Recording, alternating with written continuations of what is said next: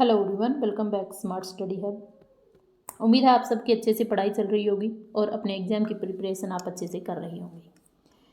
आज हम कर रहे हैं इंग्लिश पेडागोजी की 3rd क्लास हमारी रहने वाली है और आज हम करेंगे स्किल्स, डेवलपिंग लैंग्वेज स्किल्स। कौन सी हैं आपकी।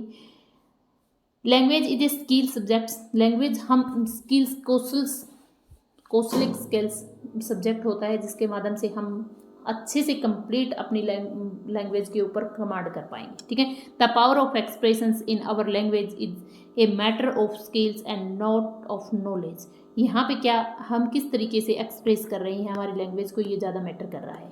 तो देखिए 4 पिलर्स हैं लर्निंग लैंग्वेज। लैंग्वेज को सीखने के कितने पिलर्स हैं आपके? 4 पिलर्स हैं। कौन से? लिसनिंग, रीडिंग, राइटिंग और स्पीकिंग। ठीक है। इसमें क्या होगा कि 2 आपके LSRW, LSR और W। ठीक है। तो नॉर्मली आप बच्चा कब सीखता है? पहले वो लिसनिंग करेगा, फिर स्पीकिंग करेगा, फिर रीडिंग करेगा और फिर राइटिंग करना स्टार्ट करेगा। स्टार्टिंग में बच्चा जब छोटा होता है तो शुरू में वो सुनता ही है सबकी, फिर धीरे धीरे वो बोलना स्टार्ट करता है। फिर सब घर वाले कहते हैं कि चलो अब पढ़ना स्टार्ट कर दो। ठीक है। फिर कहते हैं कि चलो आप लिखना भी थोड़ा थोड़ा स्टार्ट कर दो। ठीक है। तो इसी तरीके से वे में करेंगे। फिर कहता है कि भाई जो मंदबुद्धि बच्चे होते हैं ना, वो इन दोनों को ओवरलैप कर दो आप मॉन्टेसरी के हिसाब से, या फिर आप मंदबुद्धि जो बच्चे हैं वो पहले राइटिंग करेंगे फिर रीडिंग करेंगे। बहुत सारे बच्चे ऐसे हैं कि पहले लिख के सीखते हैं, है ना। तो राइटिंग करेंगे फिर रीडिंग करेंगे। वो कौन से बच्चे होते हैं? मंदबुद्धि बच्चे होते हैं। और मॉन्टेसरी ने भी यही कहा है कि पहले बच्चा लिसनिंग करेगा, फिर स्पीकिंग करेगा और फिर राइटिंग करेगा और फिर रीडिंग करेगा। ठीक है। अच्छा, फिर बात करते हैं कि भाई कुछ आपके रिसेप्टिव स्किल्स हैं, कुछ आपके प्रोडक्टिव स्किल्स हैं। प्रोडक्ट देखिए, मैं प्रोडक्ट किस तरीके से कर रही हूँ, किस तरीके से मैं आप लोगों को या तो मैं स्पीक करके बता रही हूँ या फिर मैं राइटिंग करके बता रही हूँ। ठीक है ना। मैं अपनी चीज़ों को प्रोडक्ट कैसे कर रही हूँ, देखो या तो मैं बोल रही हूँ या फिर मैं लिख रही हूँ, है ना। तो आप कैसे ग्रैंड कर रहे हो, रिसेप्ट किस तरीके से आप रिकॉग्नाइज कर रही हो स्किल्स को। या तो आप देख रहे हो, ठीक है ना, जो लिखा हुआ है उसको देख रहे हो, है ना, या फिर आप उसको पढ़ रहे हो। ठीक है ना। तो आप क्या करोगे, या तो आप पढ़ोगे या फिर आप सुनोगे। या तो मुझे सुन रहे हो, है ना, तभी तो आप कुछ मिल रहा है कि मैम क्या बोल रही है ना। या फिर यहाँ पे जो लिख रखा है वो आप पढ़ रहे हो। तो ग्रहण किस तरीके से करेंगे? आप रीडिंग करके और लिसनिंग करके। ठीक है। एंड आप प्रोडक्ट कैसे कर रहे हो? आप स्पीकिंग करके और राइटिंग करके। मेन बात बस यही है। और यही सारी चीज़ें आप अगर हिंदी लैंग्वेज हो, चाहे आपका पेडागोजी हो, चाहे आपका इंग्लिश हो, यहाँ से आपके क्वेश्चन 100% बनेंगे। ठीक है।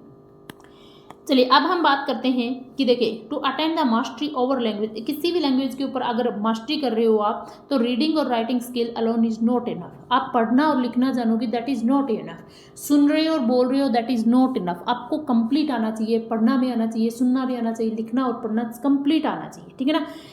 Okay. Foundation of learning good English, listening, speaking lay off very foundations of language learning. अगर आप किसी लैंग्वेज को सुन रहे हो, मतलब सीख रहे हो, तो उसके फंडामेंटल क्या होती है? लिसनिंग और स्पीकिंग। ठीक है। पहले आप किसी को सुनोगे तभी आप ग्रहण करोगे। ठीक है। आप बोल सकोगे तभी आप बता सकोगे कि आपके अंदर क्या है। ठीक है ना। तो ये क्या है? फाउंडेशंस हैं किसी लैंग्वेज की।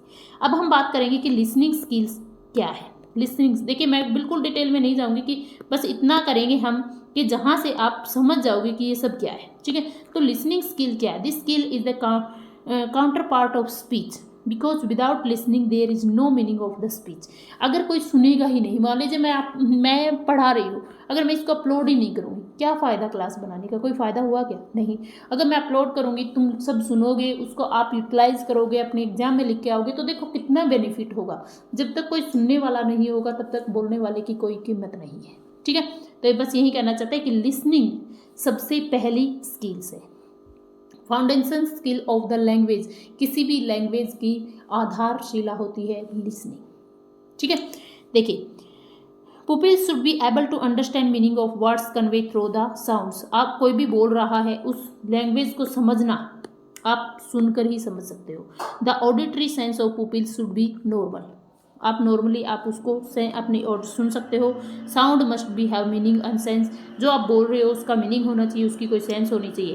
पीपल शुड बी अटेंटिव, जब आप कुछ बोलोगे अटेंटिव मतलब अट्रैक्ट होंगे, अटेंटिव होंगे, एक्टिव हो जाएंगे, ठीक है ना। People should have interest toward the skill of listening and understanding the speakings, बच्चे सुनने के लिए तभी अट्रैक्ट होंगे जब आपकी अंडरस्टैंडिंग वो समझेंगे और उस जब आप कोई बोल रहा होता है उसको समझने के लिए तैयार होंगे तो वो अटेंटिव रहेंगे, ठीक है।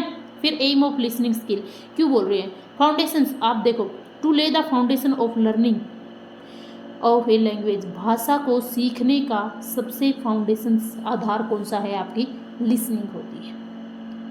ये एग्जाम है आया हुआ है आपका, ठीक है। To make effective skills speaking skills को इफेक्टिव बनाने के लिए verbal interact between persons to provides, आप क्या करोगे, किसी इंसान के साथ हम बातचीत करेंगे तो उसको इंटरेक्ट करने के लिए भी हम क्या करेंगे, सुनेंगे पहले तो, ठीक है। फिर आता है to develop the understand of concept idea and facts, क्या करेंगे हम, किसी की कंसेप्ट आइडियाज और फैक्ट को अंडरस्टैंड करेंगे हम सुन करके, है ना। To provide basic of education process, अपनी एजुकेशन प्रोसेस को क्या करेंगे हम आगे लेके जा सकते हैं, ठीक है।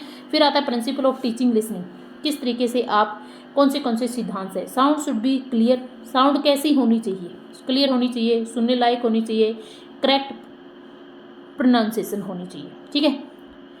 Prepare is vital, teachers and students both needed to prepared for listening, सुनने के लिए अगर स्टूडेंट्स बोल रहा है तो टीचर को सुनना चाहिए और टीचर बोल रहा है तो स्टूडेंट को सुनना चाहिए, दोनों ही तैयार रहने, ठीक है।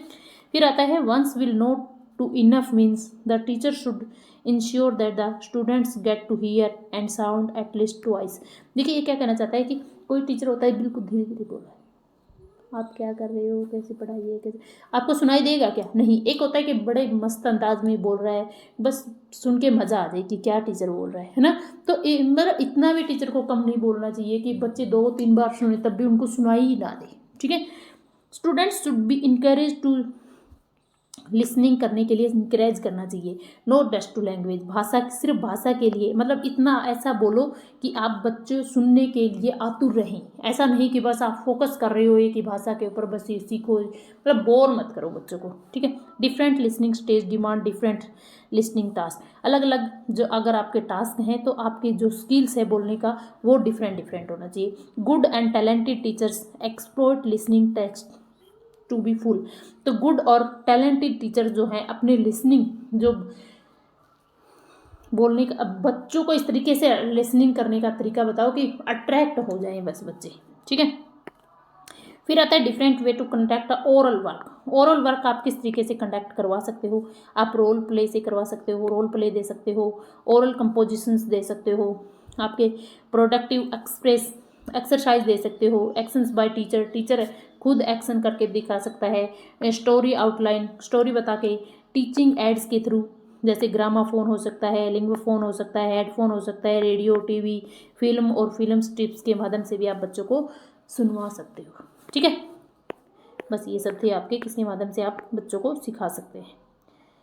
ओके, फिर आता है प्रोस्पोर्टेड program for improve the skills of listening, इन स्किल्स जो है वो मतलब सुनने का जो कौशल है किस तरीके से आप बच्चों को डेवलप करवा सकते हो। चाइल्ड सॉन्ग दे सकते हैं आप, सिंपल पोएम दे सकते हो, idea reading by the teacher मतलब पढ़ने के आइडिया दे सकते हो, आइडियल रीडिंग बाय टीचर जो है एक आइडियल बन सकता है बच्चों का। इम्पिटेटिव रीडिंग हो सकती है, इंडिविजुअल रीडिंग हो सकती है, कोर्स रीडिंग हो सकती है, ठीक है। तो ये सब क्या है, ग्रुप एक्टिविटी हो सकती है, लैंग्वेज गेम हो सकता है, क्वेश्चनिंग हो सकती है, हियरिंग हो सकती है, अंडरस्टैंड, हियरिंग किस तरीके से पहले सुनेगा फिर उसको समझेगा और फिर जो भी सीखा है सुना है उसको प्रोसेस में लेके आएगा, ठीक है। इंटरेस्टिंग स्टोरी हो सकती है, डायलॉग हो सकते हैं, डिस्कशन हो सकता है, debate, drama, one act play, कुछ भी हो सकता है जिसके माध्यम से बच्चे अच्छे से सुन सकें, ठीक है। ओके, अब हम बात करते हैं स्पीकिंग स्किल कौन सी है। By develop of the skills we aim at specify the accuracy at which the spoken words are hear and understand. देखिए ये बोलना क्या है, मतलब हम इतना बोलें कि टीचर क्या बोल रहा है, कितनी एक्यूरेसी है, कितना बच्चों को समझ में आ रहा है। ठीक है, बस सुनना और बोलना एक जैसा ही है, सेम सेम ही है। जो सुन सकते हैं वही तो हम समझेंगे, है ना। अच्छा, these are many difficult to way of learning correct speech habits. बहुत मतलब आप करेक्ट तरीके से अच्छे से बच्चों को सिखा सके, ये बहुत डिफ़िकल्ट है, लेकिन फिर भी हमें तो बच्चों को सुना समझाना है, सिखाना है। ठीक है, हम टीचर हैं तो टीचर किस तरीके से बच्चों को बुलवा सकता है। ठीक है, to recognise readily and with certainly the various speech sounds. देखिए, बच्चों को आप पढ़ा के बुलवा सकते हो, कोई पोएम दे सकते हो, गीत दे सकते हो, आप ड्रामा करवा सकते हो। Use the sound there proper place of connective speech, oven organs of speech, मतलब एक्टिविटी दे के करवा सकते हो। बस वही सेम बातें हैं, आप आराम से समझ जाओगे कि ये सब क्या है। Difficulty in learning correct speech habits, difficulty क्या क्या आ सकती हैं बच्चों को। देखिए, राइटिंग इज़ नॉट लैंग्वेज, लिखना कोई लैंग्वेज नहीं है, बट मेरे लिए a way of recording language by mean of visual marks, मतलब जो हमें दिख सके वही होता है राइटिंग, है ना। तो राइटिंग कोई भाषा नहीं है, लेकिन राइटिंग क्या है, जिनके माध्यम से हम भाषा को सीख सकते हैं। ओके, एम क्या है इसकी, एम देखिए, एम ऑफ टीचिंग स्किल्स थे to calculate the habit of speaking with correct sounds, stress intonations and rhythms, fluency and fuse. मतलब क्या है कि स्पीकिंग बोलेंगे कब कब मतलब कहाँ पे उतार चढ़ाव आना है, कहाँ पे आपको जोर से बोलना है, कहाँ पे आपको कम बोलना है, ये सब आपको लय में आना चाहिए। ठीक है ना। To calculate the audible and intelligibles pronunciations, आपकी ऑडिएबल सुनने लायक ऑडिएबल होनी चाहिए। Develop habit of speaking long sentence clearly, आप अगर लॉन्ग सेंटेंस बोल रहे हो तो आपको हैबिट होनी चाहिए, ऐसी हैबिट होनी चाहिए कि आप अच्छे से बोल सको। ठीक है ना। डेवलप गुड स्पीच मैनर्स, बोलने के अच्छे मैनर होने चाहिए, डेवलप करने चाहिए। To provide understanding of meaning to spoken words, जो वर्ड्स आप बोल रहे हो वो सबको अंडरस्टेबल होने चाहिए। To express idea through fact and feelings, हम क्यों बोलेंगे, हम बोलेंगे इसलिए ताकि हम अपनी फीलिंग्स को, आइडियाज़ को, थॉट्स को, फैक्ट्स को क्या कर सकें, एक्सप्रेस कर सकें। Teaching methods of teaching English pronunciation, कौन से मेथड से आप बुलवा सकते हो। इमिटेशंस करके बुलवा सकते हो, किसी की नकल करके बुलवा सकते हो, फोनेटिक मेथड से बुलवा सकते हो, सब्लिडायरी मेथड से आप बुलवा सकते हो। देखिए, इमिटेशंस क्या है, इमिटेशंस मेथड है, in this method teacher presents a good model of speech. एक टीचर जो है खुद आइडियल मॉडल बन सकता है किसी बच्चों का, कि टीचर किस तरीके से बोल रहा है उसी तरीके से हम बोलेंगे, तो स्टूडेंट्स जो है टीचर की क्या कर सकता है, नकल कर सकता है। At the first stage of imitation English teachers presents varieties of words, at the second stage students pronounce the words और सेंटेंस। अब ये क्या कहना चाहता है कि पहले टीचर बोलेगा, फिर उसके बाद बच्चे बोलेंगे।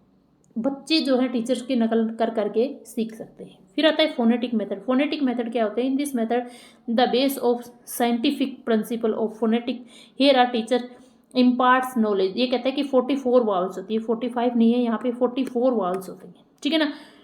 एंड कॉन्सोनेंट्स होते हैं, 44 वोवल एंड कंसोनेंट्स होते हैं। यहाँ पे आपके 20 वोवल्स होते हैं, सॉरी हाँ 20 वोवल्स होते हैं, 24 आपके कंसोनेंट्स होते हैं। जो साउंड्स होंगी ना वो 20 साउंड्स होती हैं वोवल्स की और 24 साउंड होती है आपकी कंसोनेंट की, और ये क्वेश्चन आया हुआ है, याद रख लेना। सप्लीमेंट्री सब्सिडायरी मेथड क्या होता है, सब्सिडायरी मेथड होता है there are many other methods of teaching English pronunciation, this method have to develop speaking habits of a second language through teaching of English, these methods are follow. कुछ अलग अलग methods हैं जिनसे बच्चे सीख सकते हैं। कौन से मेथड हैं वो देखिएगा। ये है, देखिए, क्वेश्चन आंसर मेथड हो सकता है, डिबेट एंड डिस्कशन हो सकता है, ड्रामे हो सकते हैं, रेसिटेशंस ऑफ पोएम हो सकती है, सॉन्ग मेथड हो सकता है, एनालिसिस ऑफ साउंड हो सकती है, लैंग्वेज गेम हो सकता है, इंडक्टिव टीचिंग हो सकती है, टेक्निक हो सकती है, डिडक्टिव टेक्निक हो सकती है, लाउड रीडिंग जोर जोर से बोल के पढ़ना भी एक टेक्निक हो सकती है। ठीक है। सजेस्ट टू इम्प्रूव स्पीकिंग, यहाँ से आप किस तरीके से आप सजेस्ट कर सकते हैं, आप सजेस्ट कर लीजिए कि बोलना आप किस तरीके से आप बोल के पढ़ सकते हो। ठीक है। तो बस ये था आपका लिसनिंग और स्पीकिंग स्किल्स थी, और रीडिंग और राइटिंग में ज़्यादा इंपॉर्टेंट नहीं है, लेकिन फिर भी एक क्लास लेके आएंगे रीडिंग और राइटिंग की। बने रहिए चैनल पे, और आप नए हैं तो चैनल को सब्सक्राइब कर देना। क्लासेज अगर पसंद आ रही हो तो कमेंट करके ज़रूर बताना। 1-2 क्लासेज में आपकी इंग्लिश की सारी पेडागोजी कंप्लीट कर देंगे। उम्मीद है आप अच्छी मार्क्स लेके आएंगे और अपनी प्रिपरेशन अच्छे करें। देखो, सब्जेक्ट पे भी अपना कमांड बना के रखें। अपने सब्जेक्ट के बिना आप पास नहीं हो सकते हो, अपने सब्जेक्ट को भी ध्यान दो, ठीक है। 90 नंबर हैं, मान लिया यहाँ से अच्छे नंबर आने हैं, लेकिन अपने सब्जेक्ट के ऊपर आप अपनी कमेंट जरूर बना के रखें। मिलते हैं नेक्स्ट टॉपिक के साथ, तब तक के लिए जय हिंद, जय भारत।